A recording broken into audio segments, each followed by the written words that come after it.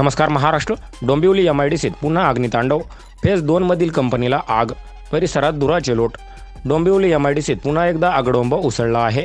महिन्याभरात दुसऱ्यांदा औद्योगिक वसाहतीतील दुसऱ्या एका कंपनीला आग लागली आहे.